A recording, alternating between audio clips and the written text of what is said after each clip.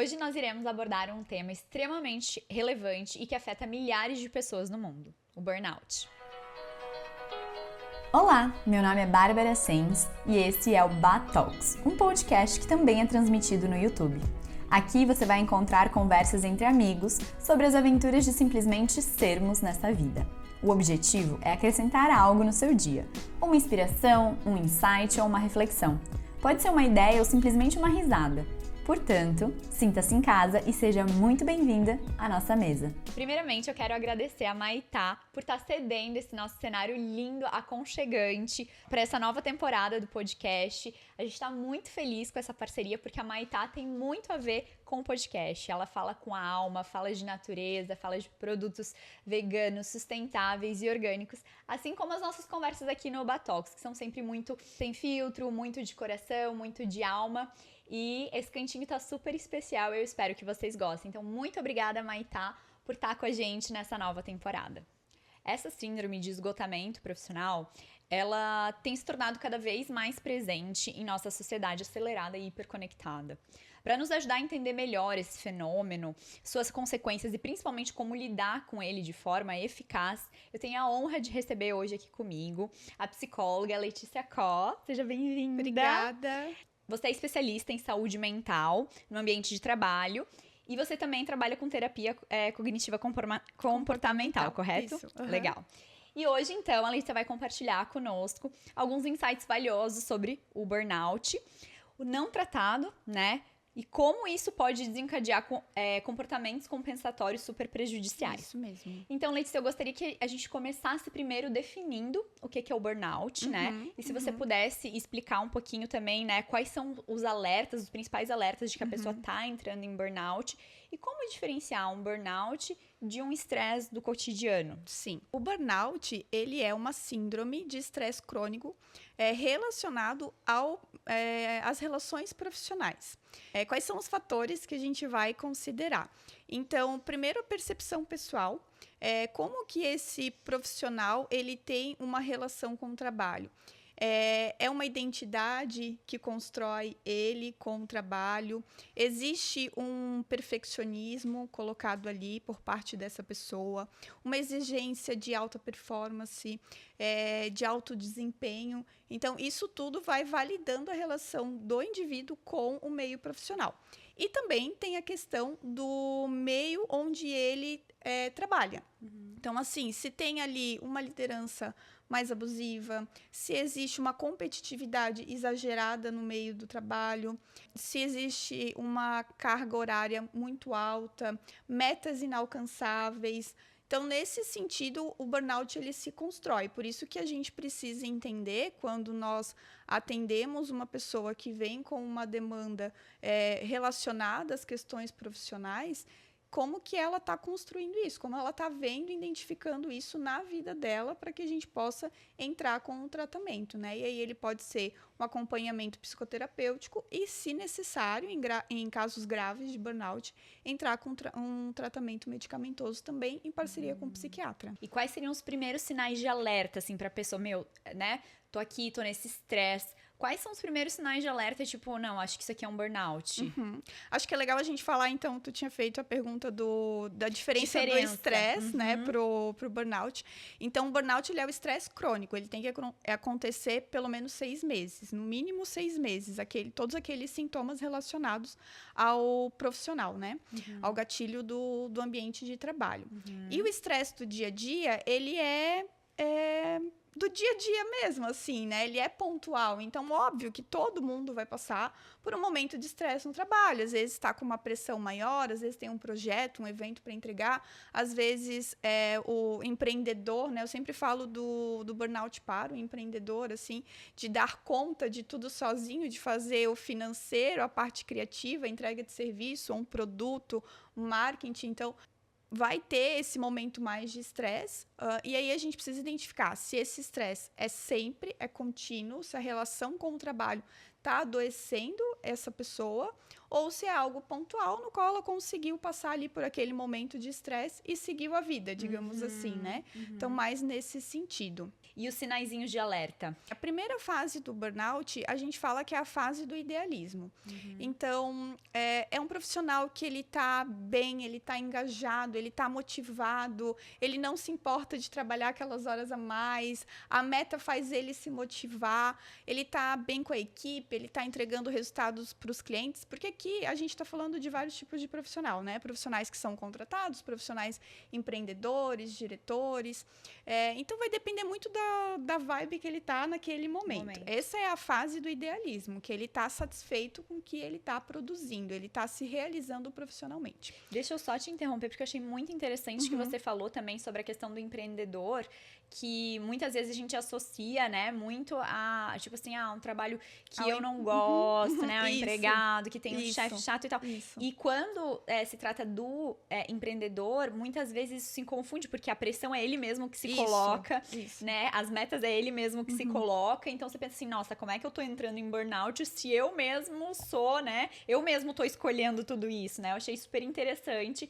E essa fase do idealismo que você citou, também se encaixa, né, pro empreendedor nesse sentido de tipo, nossa, eu comecei um negócio, tá indo, eu quero mais, não me importo, porque empreendedor é isso mesmo, eu faço as minhas horas, aí você vira, né, achei super interessante que se encaixa realmente para esses dois ambientes. Isso mesmo. E eu sempre digo assim que na psicologia ainda tem poucos estudos relacionando o burnout ao empreendedor, ao diretor, né? A gente traz o burnout muito para a parte de contratação de pessoas, né? Como tu falou, não estou satisfeito com o meu trabalho, mas o burnout ele está relacionado a todos os meios profissionais, para todos os tipos de profissionais, todos os níveis de profissionais.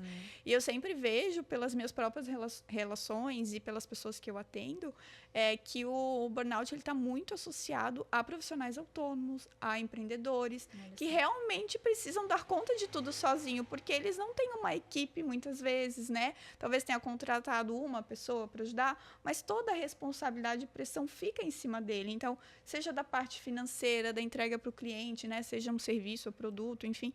Então, a pressão é muito maior. Até quando esse empreendedor ele tem uma equipe grande, ele precisa cumprir com as obrigações legais também.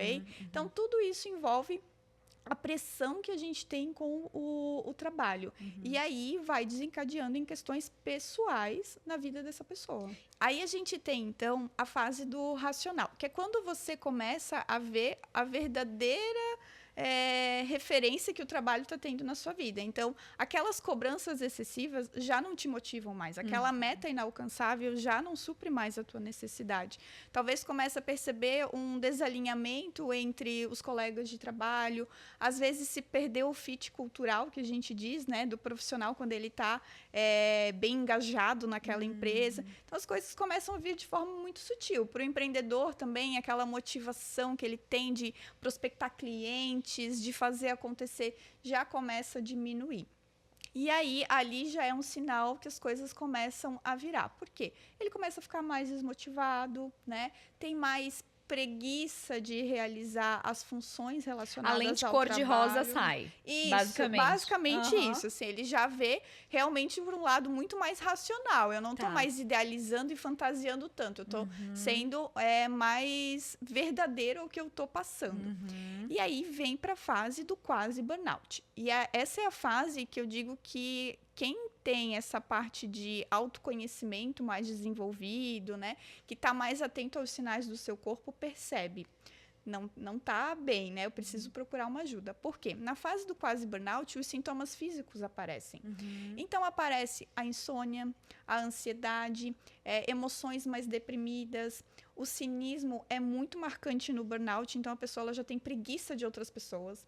E é até interessante, porque não é só no meio profissional, é no meio pessoal também. Ela está esgotada. Isso, ela não quer mais se relacionar, ela não quer mais fazer networking, sabe? Tudo é muito esgotante para ela, tudo é muito cansativo. Sim. E aí entram os vícios também, que depois a gente vai falar um pouquinho, né? O vício com alimentação, com álcool. Nessa então, pré. Isso, a fase quase burnout, ela realmente é a porta de entrada. Entendi. É aí que a gente vai identificar muito mais dos sintomas da síndrome do burnout. Entendi. E aí a gente vai para a fase do burnout mesmo, que é quando a pessoa ela entra numa sensação de cansaço extremo, Isso é muito comum, né? Às vezes as pessoas, elas não entendem por que elas têm tanta sensação de cansaço físico, assim, aquele esgotamento. E aí vai para nutricionista, vai para médico, faz exame de sangue, as vitaminas estão boas, mas ela não consegue descobrir. Muitas vezes está relacionado ao emocional dela. Problemas gastrointestinais, né?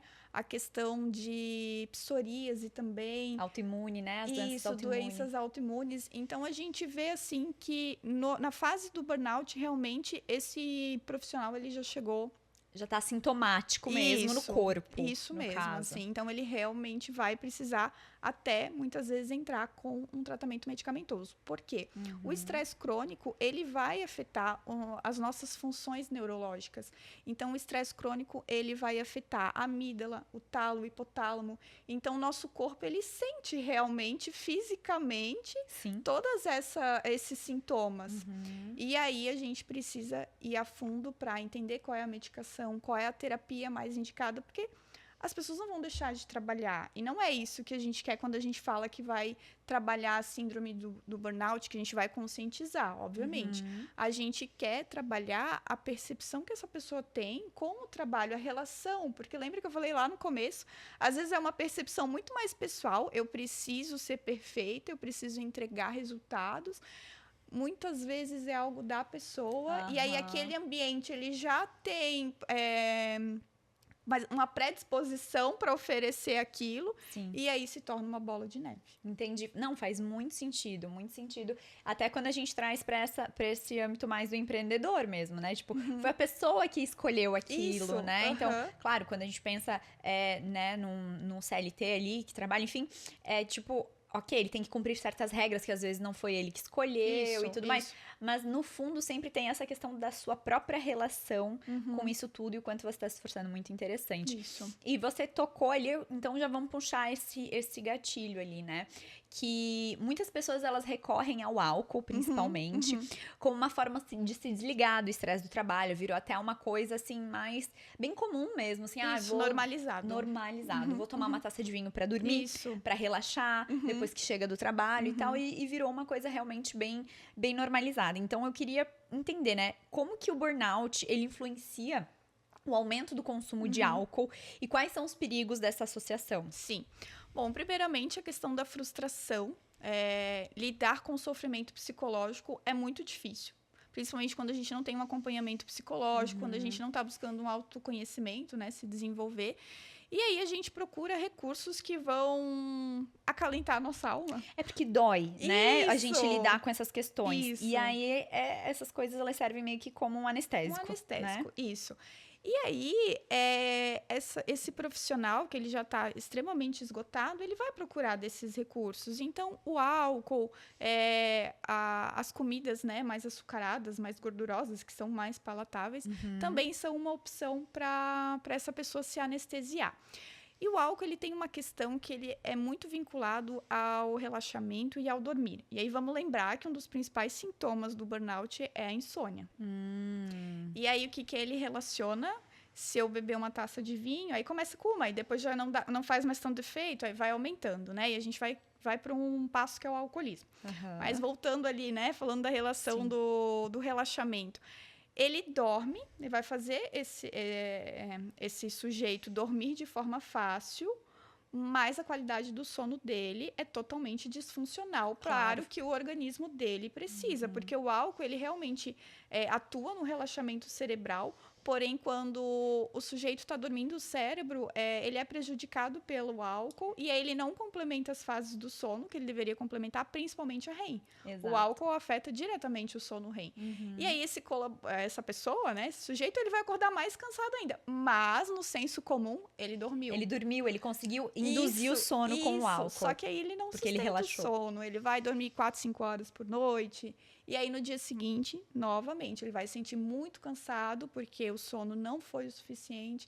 É realmente uma bola de neve. Os efeitos deletérios do álcool no sentido de inflamação, dor de cabeça, no trato gastrointestinal, de você querer mais carboidrato no outro dia, vira uma bola de neve, como você falou, né? Isso. E por ser uma porta de entrada para o alcoolismo também, né? Como a gente falou, começa com uma taça e já não é mais o suficiente, eu vou para a segunda. Aí normaliza-se o happy hour nesse sentido, porque daí a pessoa também já vai com mais frequência, não vai com o objetivo de fazer um networking. Aham. Ela vai com o objetivo de se Relaxar. anestesiar, de relaxar, né? E aí, às vezes, a frequência, se for uma vez na semana, ok, mas aumentar a frequência. Porque é bem comum que no ambiente de trabalho a gente encontre pessoas que também estão passando por isso. Sim. E elas vão alimentando isso Muito. junto com a gente. Nossa, Né? como eu observo isso, assim, e eu acho que é até difícil da pessoa que quer mudar, que quer dar um Aham, passo, seja sim. de mudar hábitos alimentares, mudar mindset, fica difícil, Sim. porque além de as outras pessoas não te apoiarem, elas não vivem isso. Então, assim, você acaba sendo excluído, você acaba sendo diferente. E quando você tem, tipo, uma recaída, é muito mais fácil, porque eles já estão naquela, né? Então, é muito interessante essa como uma coisa vai puxando a outra. Como o ambiente, realmente, ele te molda e ele te influencia. Isso. Né? E aí, agora que a gente começou a puxar um pouco pra alimentação, também tem muito essa relação, né? Do burnout, do ambiente de trabalho. Isso porque eu atendo vários pacientes com essas queixas, assim, né? Dessa relação direta do burnout não tratado, no caso, né? Com o desenvolvimento de distúrbios alimentares desregulados mesmo, assim, né? Então, eu queria que tu me falasse um pouquinho quais são os padrões alimentares que são mais comuns nas pessoas que estão enfrentando burnout, pra explicar pra galera. Primeiramente, o excesso de alimentação palatável, né? Mais gordurosa, mais açucarada. A frequência, porque se eu não lido com o meu sofrimento psíquico, eu vou procurar uma recompensa. E o cérebro, ele faz esse trabalho pra gente, né? Então, por isso que eu digo, a gente tem que aprender a racionalizar os nossos pensamentos. Estou com vontade de doce. Por que eu preciso comer um doce agora? Eu almocei faz 1 hora. Não é fome, é desejo. Muito provavelmente já passou uma manhã inteira de trabalho, já recebeu várias mensagens, e-mail, tá com uma lista enorme de coisas para entregar. Almoçou, voltou, tomou o cafezinho. Porque Não daí teve nenhum as prazer durante todo esse não tempo. teve. E aí as pessoas também relacionam muito o café, né? Com doce, enfim. E aí essa pessoa, ela começa a comer o famoso docinho todo dia. Todo dia de tarde. E aí é que a gente volta a falar do ambiente. Porque daí os colegas de trabalho... vamos pedir alguma coisa? Vamos pedir um iFood, um doce? Porque todo mundo tá precisando de um prazer naquele momento. Todo mundo. E aí vão, né, apoiando um ao outro. E aí começa a se tornar um hábito. Comer desequilíbrio o doce, alimentar, né? Um desequilíbrio, uma forma de hábito que eu digo de ser frequente. Ele quer Exato. sempre. E o cérebro, ele faz esse sistema de recompensa. Então, ele está em sofrimento psicológico. Ele vai te pedir prazer, bem-estar. Ele precisa sentir aquilo. Qual é a forma mais rápida de, naquele momento, tu dar prazer e bem-estar pro teu cérebro? Com certeza não é colocar um shorts e malhar. Não, até porque tu está no trabalho, né? Exato. Tu tá ali dentro. Então, tu vai fazer o quê? Tu vai pedir um doce. Tu vai pedir uma comida mais gordurosa, enfim, algo que te dê prazer, né? Que eu Rápido, sempre né? falo também que a comida, ela tem muito a relação do acalmar a nossa alma, assim, né? Então, Do eu mereço. isso, e da memória afetiva, né? Ai, comer um bolinho, aquele bolinho que parecia o da minha avó, né? Um salgado que lembra tal. Então, a gente vai fazendo essas conexões, mesmo que de forma inconsciente. Sim. E aí, o cérebro, ele vai seguir nesse sistema de recompensa, tu vai dar um boom de dopamina no cérebro, porque o açúcar, ele vai fazer isso, a comida gordurosa. Sim. E aí, o que? Ele vai se acostumar. Então, toda vez que ele sentir uma tristeza, não tiver com prazer, não tiver se sentindo bem, automaticamente tu vai buscar aquela recompensa, o teu cérebro vai sentir prazer, bem-estar, e assim vai. E esse é o grande problema que você falou, né? Da frequência, porque tá tudo bem o alimento ser um prazer, tá tudo bem ele ser uma válvula de escape num momento pontual. O problema é quando se torna diário e quando se torna já uma coisa, tipo, cultural ali do meio de trabalho, né? E eu acho que também acontece muito, eu brinco com o paciente que, por exemplo, assim, então sempre tem uma jarra de café, né? No ambiente de trabalho ali. E, mas daí eu não... Qual que foi o seu lanche da tarde? Não, eu comi uma bolachinha, eu comi um biscoitinho, uma rosquinha. E eles colocam tudo no diminutivo.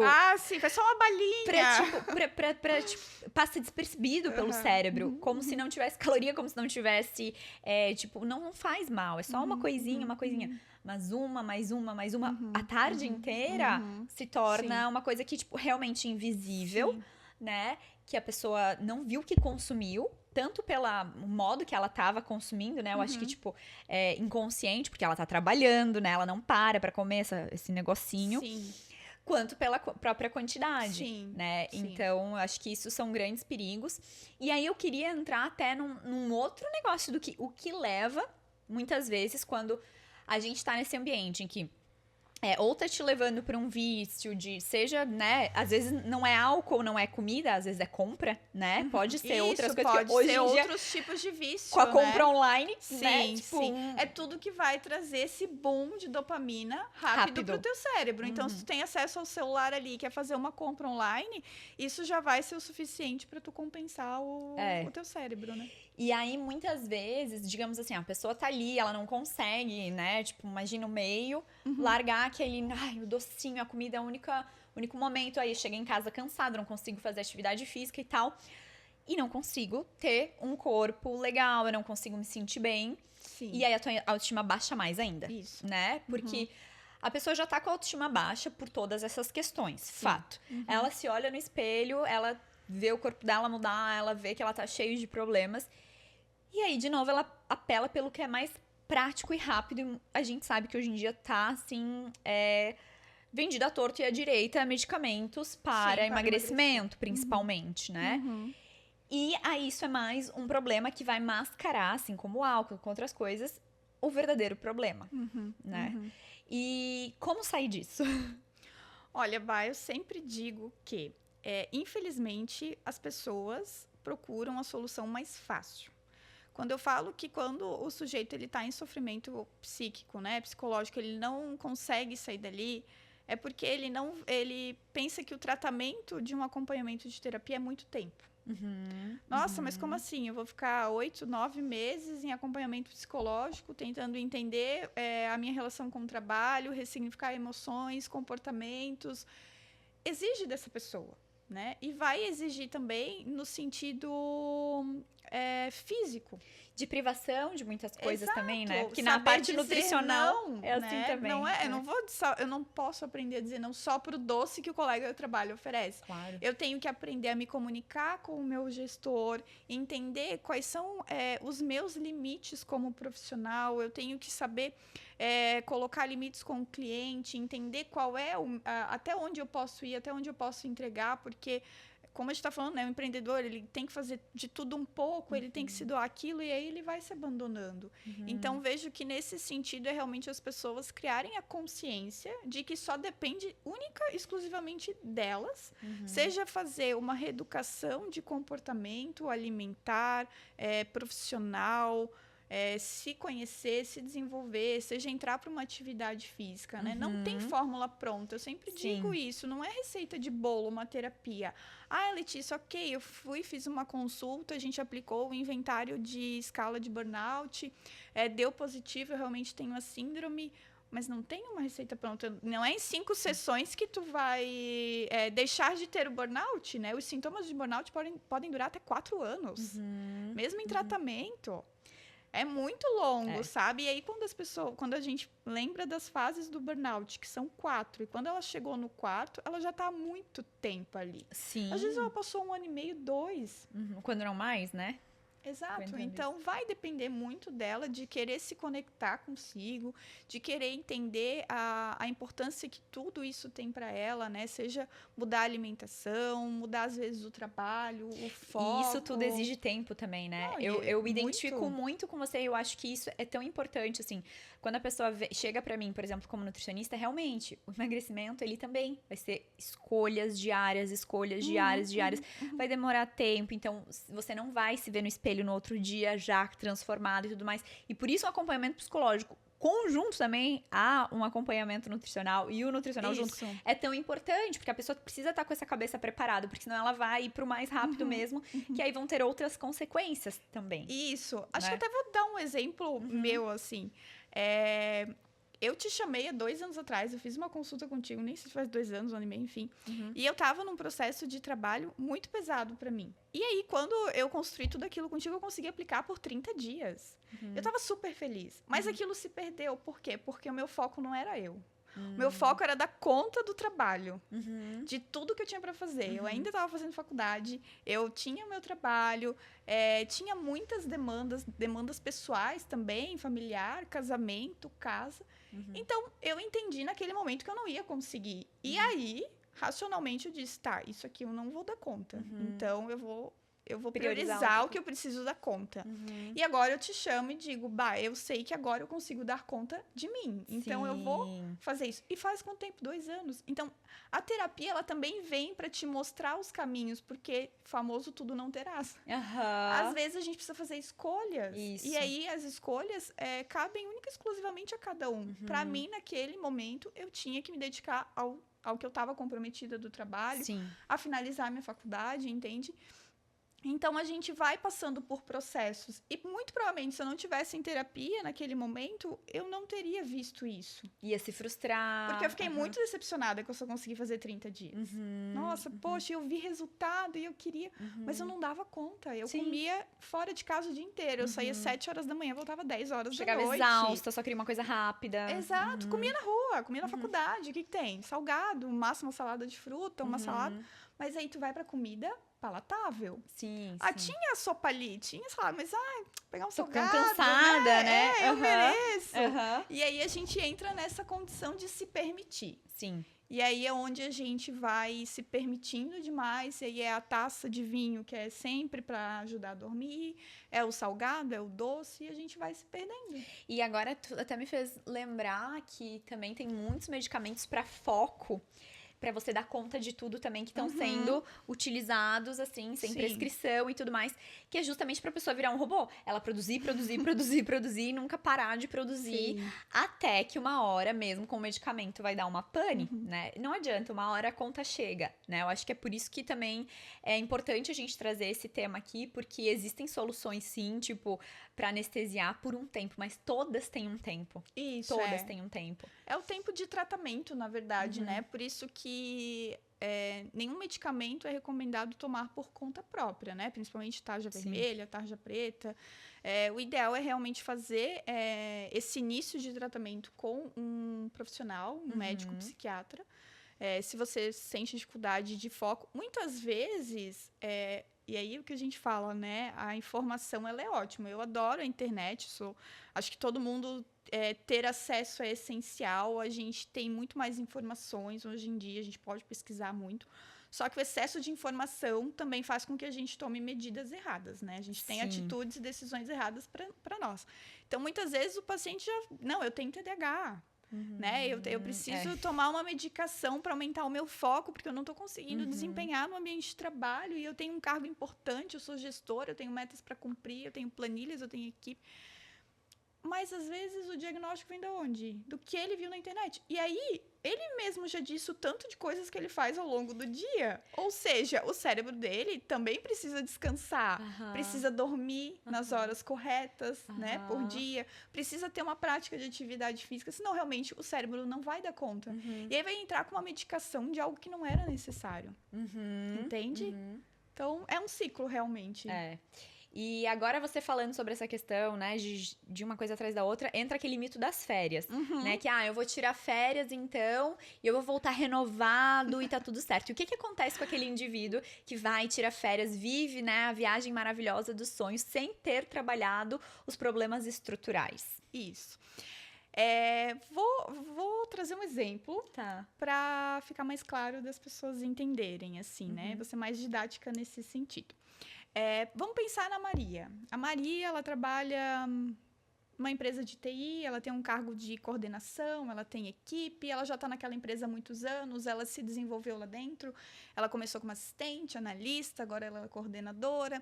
Ela está super bem, ela está lá na fase do idealismo, né? Estou me sentindo bem, estou motivada, sou alinhada com a minha equipe, entrego resultados.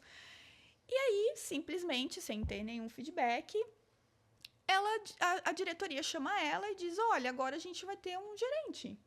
Você vai responder esse gerente. Então, entre você e a diretoria, vai existir um papel de gerência.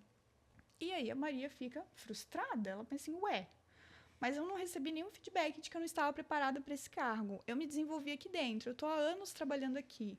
quem é essa pessoa? Por que não confiaram em mim? Eu não sou boa o suficiente. Eu não produzi o suficiente. Eles não confiam em mim. Começam várias crenças, né? Que ninguém disse isso pra ela, mas ela entendeu a contratação daquele gerente como isso. Né? E aí esse gerente chega, ela já não é receptiva, porque ela não recebeu as orientações, ela não foi preparada o suficiente, isso é um erro da empresa, que infelizmente acontece com muita frequência. Ela não foi preparada para aquilo. E aí ela já não recebe bem o gerente, ela não tem uma boa comunicação com ele começa a dar ordens, não que ela não, vou no exemplo, né? Não que ela não aceite, mas ela não concorda. E aí, porque lembra que ela está há muitos anos na empresa, então ela tem a percepção já bem desenvolvida. E essa pessoa nova vem com ideias, né? Enfim, quer trazer outras oportunidades para a empresa. E aí, ela tava na fase do idealismo, ali ela já entrou para a fase do realismo. Como é que tu falou? O óculos rosa? As lentes tirou rosas a lente rosa. Já foram. Já ali concordo. ela entendeu, calma, não era bem o que eu estava idealizando, né? Nem tudo são flores. E ela não soube se adaptar a essa realidade da empresa, porque em muitos casos a pessoa vai se adaptar, vai aceitar, vai seguir, tá tudo bem. Mas no caso da Maria, do exemplo que eu estou trazendo, ela não aceitou bem. E aí ela começou a entrar na fase do quase burnout. Ela começou a ter problemas com insônia, ela começou a ter problemas de ansiedade, ela começou a entrar com cinismo, então ela já é cínica com os colegas de trabalho, ela já não faz bem a liderança da equipe dela, ela não gosta do gerente, ela vai se afastando socialmente daquele meio. E aí o RH chama e diz, Maria, tu tem férias para tirar mês que vem, 15 dias. Aí ela, ok, né? Ela sai de férias. E aí, quando ela volta, o ambiente é o mesmo. Tá tudo igual, os problemas continuam ali. Exato. Então, entende que no momento de férias, a Maria aproveitou, curtiu com a família, descansou a cabeça. Mas a ruminação, a ansiedade... A ruminação é que ela vai ficar pensando no chefe, o que tem que fazer, como que eles estão sem ela lá. Com certeza isso acontece. E...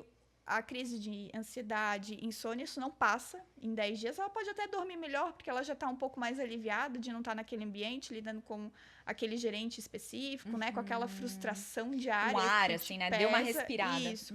Mas quando ela volta, tudo continua igual. Então, qual seria o passo para Maria? Vou procurar um acompanhamento psicológico. Por quê?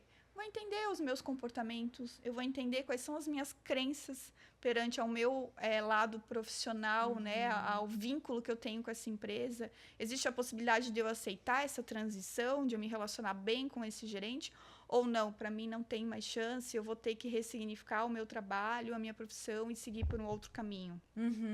Então, é por isso que eu digo, assim, a terapia ela vai te ajudar nisso, né, nessa ressignificação da tua relação com o trabalho e entender quais são os caminhos que se tem, porque não adianta tu continuar naquele ambiente e naquela negação. Não aconteceu da forma que se idealizava. Sim, e é legal tu falar isso, né? Porque além desse acompanhamento terapêutico, né? Com psicólogo e tudo mais, existe alguma outra coisa que a pessoa possa fazer? Ok, tô fazendo terapia. Tem mais alguma coisa que de fato pode ajudar? Tem bastante artigos científicos que justificam o mindfulness como uma técnica bem importante para o tratamento do burnout. Atividade física, alimentação. Então, assim, é um trabalho multidisciplinar. Não basta a pessoa ir fazer a terapia, né? Claro, ela tem que estar aberta a isso, procurar um profissional. Psicólogo, tá, gente? Por favor. Não é coach. Não é coach. Então, procurar se abrir para esse tipo de tratamento e entender quais são os caminhos. Por exemplo, tem pessoas que têm um perfil mais agitado, que não querem fazer um mindfulness, mas elas... então eu vou fazer uma atividade, vou correr, aí eu começo a aprender a correr. Então, assim, também precisa ser analisado o que faz sentido para essa pessoa, porque cada um tem o seu perfil, né? Mas tem várias práticas, sim, para colocar no dia a dia do paciente para que ele consiga ressignificar e sair da síndrome, né? Eu te pergunto isso porque muitas vezes a pessoa, ela confunde muito. Eu preciso então de autocuidado. E o autocuidado é realmente você olhar pra dentro, olhar pras tuas dores e se cuidar, né? Nesse sentido, é você ir lá, acordar, fazer o desconforto do exercício físico pra você ter um benefício. É você negar uma comida palatável, escolher uma coisa melhor pra depois você ter esse benefício. Isso é autocuidado, né? Você tá se cuidando. Mas muitas pessoas, elas acabam confundindo com, então vou comprar. Ou então,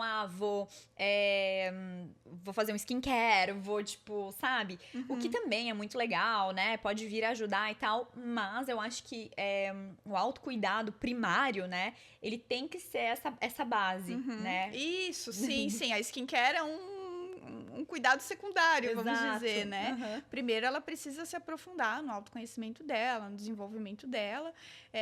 Digamos que suprir as necessidades básicas do corpo dela. Uma alimentação correta, dormir e praticar exercício físico. Todo mundo deveria fazer isso. Independente de ter a síndrome do burnout ou outros diagnósticos, todo mundo deveria fazer isso. E aí, no dia a dia, na correria, a gente vai se abandonando, porque a gente prioriza muitas vezes a demanda do trabalho. Pessoas muito comprometidas também, tem muito problema com o burnout, né? Eu falei ali da alta performance, alta exigência, do perfeccionismo, mas o comprometimento também tá sempre fazendo mais, sempre se preocupando com o outro, com a empresa, mas e a pessoa? No fim, é a gente achar que dá conta de tudo. Isso. Né? Isso. E a verdade é que não tem como. Não tem como dar conta de tudo. Não, você não pode ser tudo. Né? É isso que você falou, tudo não terás. Então, assim, não, você não pode ser tudo. Você vai priorizar de acordo com as fases da sua vida. Exatamente, né? isso. Que você tá vivendo aquilo. Então, complexo, né? É bem complexo. A psicologia é complexa. E o ser humano é mais complexo ainda, né? Sim, exato. Então, outra pergunta que eu queria te fazer é que, claro, pra gente prevenir também o burnout, seriam essa mesma base, né? Mas aí a gente precisa também falar dessa era hiperconectada que a gente vive, do digital. Sim. Então, assim, claro, atividade física, alimentação, terapia. Mas esse celular que tá sempre grudado, né, conosco. E a gente tá se comparando com, claro, a gente só vai postar coisas legais, né? O nosso áudio, ninguém vai postar o que não tá dando conta. Então, a gente sofrimento, ninguém posta. Então tá todo mundo se comparando com aquilo, com todo mundo dando conta, entre aspas, né? E aí, como é que a gente lida com isso? Quais são as abordagens pra uma pessoa, tanto pra evitar, né? Nessa era digital que a gente vive. Sim. Até porque, assim, o empreendedor muitas vezes precisa trabalhar com, né, o digital. E aí ele tá exposto ali não dá pra ficar sem, digamos assim. Vou fazer um detox digital e tudo mais, né? Eu vou fazer um link com a minha outra profissão, né? Que eu atuei muitos anos na área de marketing. E essa questão da comparação, pra mim, é muito parecido com analisar concorrentes. Porque a gente sempre vai olhar o que o outro está fazendo. A gente precisa ter uma régua. Quando eu falo de profissional, né? O profissional independente, que tem uma marca ou que presta serviço, então é normal que ele compare, que ele olhe outros perfis. Quando a gente está falando de pessoa física, a gente precisa, de novo, trabalhar o autoconhecimento para entender o que aquela comparação significa para mim. Porque é muito relativo. Eu posso entrar no teu perfil, né? E ter uma percepção. Nossa, que legal, a Bárbara é nutricionista e ela é comunicadora, ela influencia as pessoas pro bem, ela tem tantos seguidores, curtidas. Ou eu posso entrar e, nossa, olha só, ela é nutricionista e ela tem tantos seguidores. E ela tem, né, produz tanto conteúdo. Você falou a mesma coisa, mas só com essa diferença do teu tom de voz, a gente já entendeu tudo. Então assim, é a forma como o sujeito olha para aquilo, né? A comparação, ela só vai ser ruim quando você colocar que ela é ruim. Ou seja, de novo volta para a problemática do indivíduo. Isso.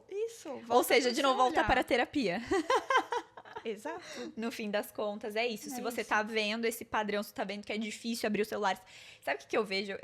Uma vez, uma colega falou pra mim que ela não tava mais usando o celular e tal, fez detox e foi ótimo, a vida dela melhorou e ela ficou um ano sem e tudo mais. E depois ela sentiu que ela tava pronta pra voltar e ela voltou e tal. E daí depois ela viu que, de novo, ela tava entrando nos mesmos padrões e tal. Porque, é claro... porque o padrão tá dentro dela. O padrão tá dentro de você. Isso. Você se afastar daquilo, você só não tá vendo. Mas o padrão continua a existir. E é o que eu acho. é muito fácil, né? Não é muito fácil, mas assim, você tira aquilo que tá te incomodando, mas não quer dizer que você resolveu, né? Exatamente. Então, acho que faz sentido isso. Por isso que eu você falei um falou. pouco da relação ali da marca, de analisar a concorrência, porque é isso, você vai olhar com um olhar inspirador de mercado, que pode te ajudar a criar coisas novas, ou você vai olhar com um olhar vitimista e ruim? Porque eu sempre digo, o mercado tem para todo mundo. Todo mundo vai se identificar com um tipo de produto, com um tipo de profissional. A gente precisa ter as nossas características pessoais também, senão fica todo mundo igual. Exato. Qual é a graça? Não Exatamente. tem graça, né? Então, a gente precisa entender a nossa individualidade, onde que a gente tem as nossas potências, o que a gente pode desenvolver para sim construir a nossa história e não ficar olhando só o do outro e ruminando aquilo, né? Achando ruim, com literalmente uma inveja, assim, né? Sim. Que só vai te trazer coisas Faz mais ruins. mal pra pessoa, no Exato. fim das contas. Sim, porque a outra não tá sentindo, né? Exato, ela nem sabe, né? E, Letícia, qual mensagem, assim, que você gostaria que ficasse, assim, na cabeça das pessoas que estão ouvindo agora? Sejam elas que estejam passando por isso, ou que elas estejam se observando, eu tenho que cuidar, senão logo eu vou passar por isso. Ou elas saibam, né, de alguém que tá passando por isso. Qual que é a mensagem principal, se a gente pudesse resumir tudo isso? Acho que primeiro, a gente acabou não falando, mas a importância da organização olhar para as pessoas. Como psicóloga organizacional, eu entendo que a oportunidade está aí. Porque eu trabalhei muitos anos dentro da indústria e fazendo a faculdade de psicologia, eu entendi que a psicologia ela era muito voltada a recrutamento e seleção, ações de endomarketing, mas não voltada para o indivíduo, para o desenvolvimento dessa pessoa, né? Para as próprias lideranças. Eu sempre falo, o líder, grande parte das vezes, ele é contratado pelas habilidades técnicas, e não pelas habilidades emocionais, comportamentais e humanas, digamos assim, que ele tem em liderar pessoas. Porque não é fácil lidar com pessoas. Você né? tem que ser uma pessoa com isso bem desenvolvido, né? Com as suas características humanas. Isso. E aí a empresa precisa, então, dar essas ferramentas, esses instrumentos para esse líder, desenvolver as pessoas, olhar realmente a psicologia como algo que vai beneficiar os colaboradores no sentido deles se descobrirem, de eles estarem mais bem resolvidos, porque não existe uma pessoa em casa e uma pessoa no trabalho, nós somos um só. Então, quando eu tenho problemas no trabalho, eu levo para casa, quando eu tenho problemas em casa, eu levo para o trabalho. Então, o primeiro passo, acho que é as organizações realmente trazer a psicologia de forma ativa para dentro das empresas. Legal. E o segundo é realmente as pessoas entenderem que não tem fórmula mágica, não tem uma solução imediata, fácil. Precisa sim procurar um acompanhamento psicológico, precisa trabalhar o autoconhecimento, entender a sua relação com o trabalho, para buscar novos caminhos, um caminho de uma vida mais estável, né? O emocional bem resolvido, o físico também, né? A gente falou muito da questão dos vícios de alimentação, álcool. Então, realmente é olhar para dentro de si. E o que deu certo para o outro não necessariamente vai dar certo para ti, né? Então, precisa buscar o autoconhecimento, essa descoberta para saber o que vai fazer sentido no teu tratamento, na tua busca. É se abrir, é investir em conhecimento, em psicologia. Porque eu garanto, eu sempre digo, a psicologia, na minha abordagem, né? A psicologia, a gente não diz que a pessoa tem que fazer terapia muitos anos, assim, né? Não é o recomendado. Vai depender muito da demanda do paciente.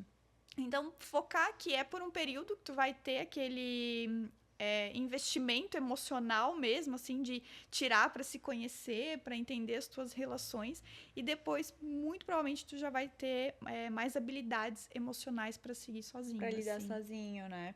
E são fases diferentes, necessitam de abordagens diferentes, né? Isso. É isso. E, Letícia, conta um pouquinho. Então, você atua como psicóloga organizacional e você atende individual também? Sim, eu faço clínica e organizacional. Ai, que legal.